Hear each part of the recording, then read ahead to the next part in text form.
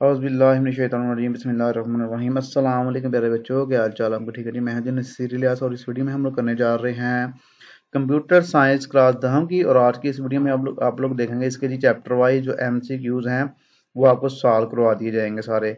इसमें आप देखेंगे 5 चैप्टर है हमारे पास। Introduction to programming, user interaction, conditional logic, data repetition, functions.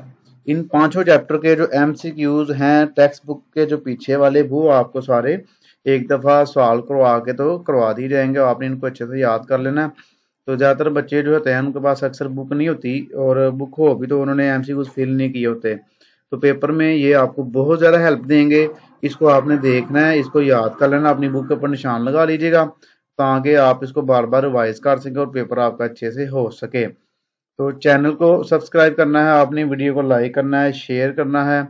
और आइए जी पहले चैप्टर की तरफ चलते हैं। पहला चैप्टर हमारे पास है जी introduction to programming.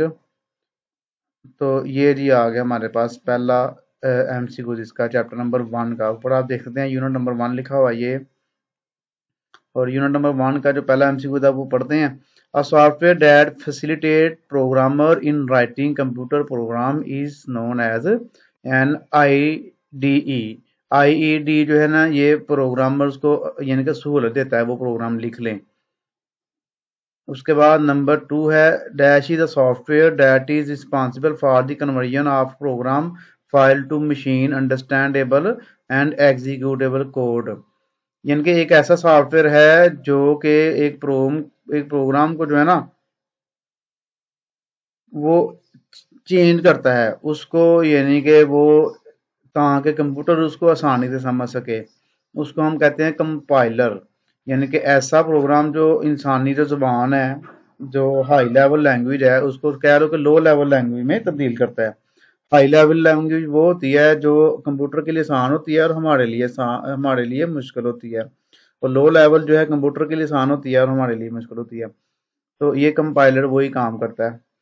Every programming language has some primitive building blocks and follows some grammar rule known as its क्या कहलाता है ये सिंटैक्स कहलाता है, जिसको हम आम जुबान में फार्मूला कहते हैं, लेकिन कंप्यूटर प्रोग्रामिंग में आप इसको सिंटैक्स कहते हैं, जिसके मुताबिक प्रोग्राम लिखे जाते हैं।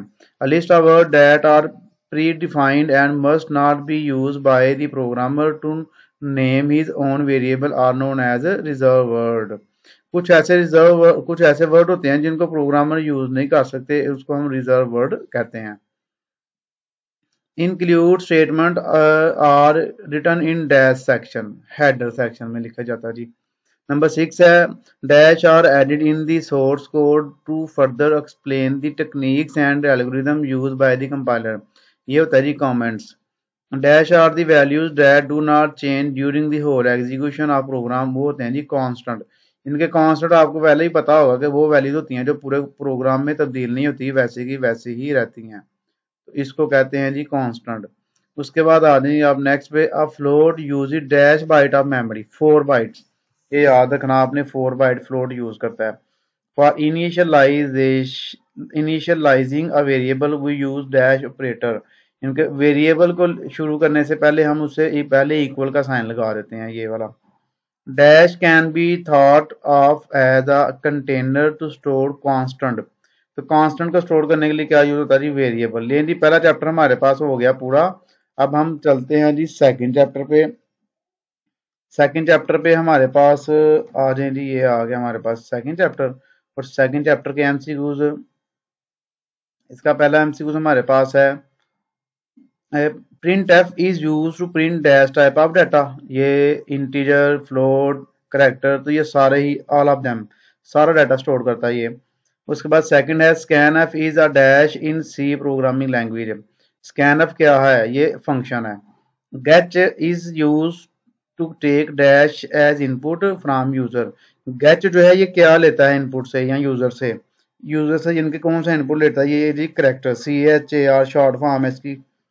उसके बाद number 4 let the following part of code what will be the value of the variable A after execution. कहता है ये प्रोग्राम है, इसको अगर एग्जीक्यूट किया जाए तो इसका आंसर क्या आएगा? तो इंटीजर ए रखा है 4, float B is equal to multiply 2, और A is equal A multiply B, यानी कि इसको मल्टीप्लाई करवा दिया था 2 4 8, इस तरह करके इसका आंसर आ जाता है।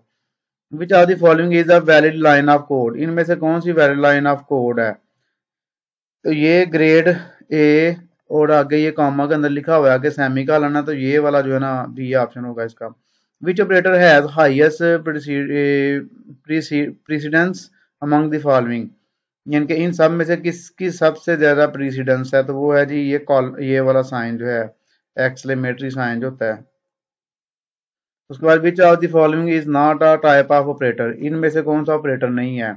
ये चेक ऑपरेटर, ठीक है। ऑपरेटर की वैसे 3 ही किस्में हैं, अरिथमेटिक, रिलेशनल और लॉजिकल, और चेक ऑपरेटर इसकी किस्म नहीं है। The operator percentage is use to calculate, reminder use करने के लिए यूज होता है। Which are the following is a valid character, कौन सा वैलिड करेक्टर है हमारे पास? ये 9, क्योंकि इसको कामा के अंदर उसने सिंगल कामा के अंदर लिखा हुआ है। What is the true about C language, C language के बारे में क्या दुरुस्त है? C is not a case sensitive language, keyword can be use as variable names, all logical operator और बाइनरी ऑपरेटर, तो नन ऑफ देम, कह रहा है इन तीनों में से कोई भी ट्रू नहीं है। तो चैप्टर नंबर 3 पे चलते हैं। चैप्टर नंबर जो 3 है उसके एमसीक्यूज अब हम करते हैं। तो आज जी चैप्टर नंबर 3 पे आ गए हम। Unit 3 number 1 conditional logic help in dash decision. उसके बाद dash statement describe the sequence in which statements of the programme should be executed, ये जी लूप, कंडीशनल है, कंट्रोल है, ऑल है ये। if statement what happens if condition is false, तो क्या होता है जी फर्दर कोड एग्जीक्यूट हो जाता है। उसके बाद फिर एक हमारे पास प्रोग्राम है, देखे integer a is equal 5 if a less than 10, तो फिर उसके बाद a प्लस प्लस हो गया, फिर else if a greater than 4, अगर इससे बड़ा होगा तो a नेगेटिव हो जाएगा।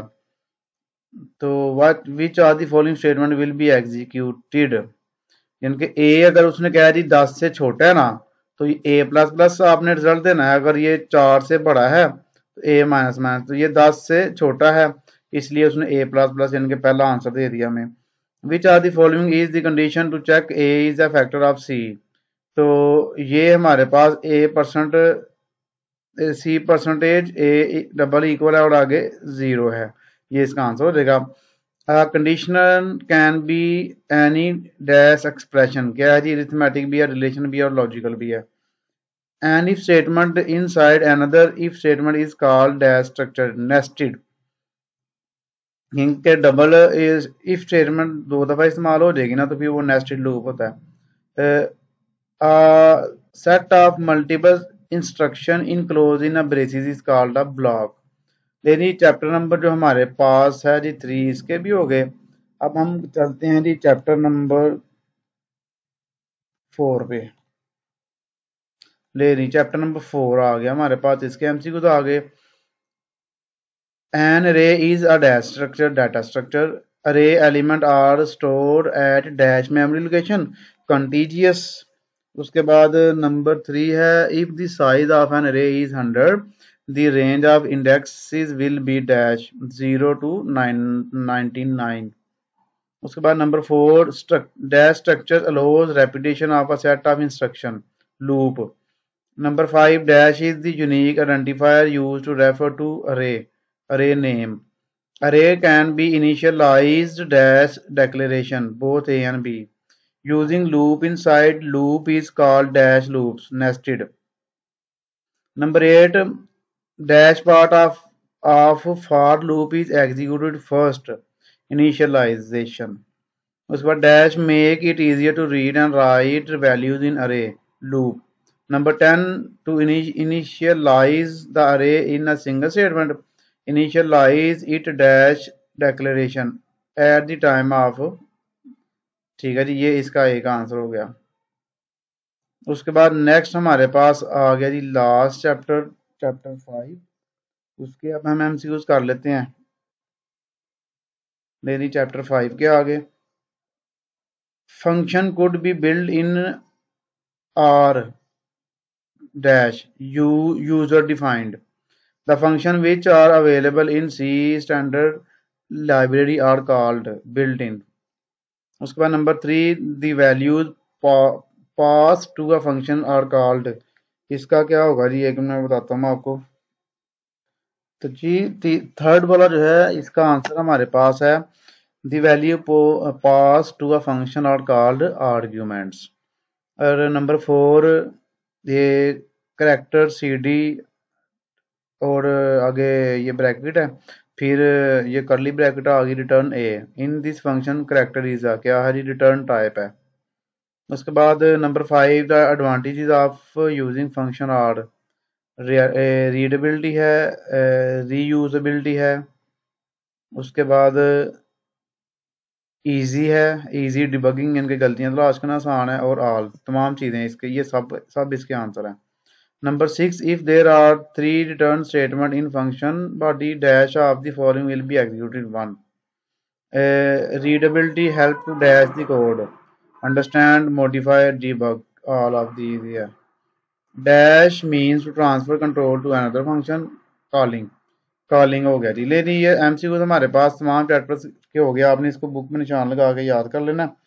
तो इंशाल्लाह आपको तमाम शॉर्ट क्वेश्चन और एमसीक्यूज एक्स्ट्रा जो होते हैं चैप्टर के अलावा वो भी आपको चैनल पर मिल जाएंगे। आपने क्या करना है, चैनल की प्लेलिस्ट में जाना है, वहाँ से कंप्यूटर क्लास चैनल देके तो आपने इसको अच्छे से याद कर लेना। ओके जी, अल्लाह हाफिज़।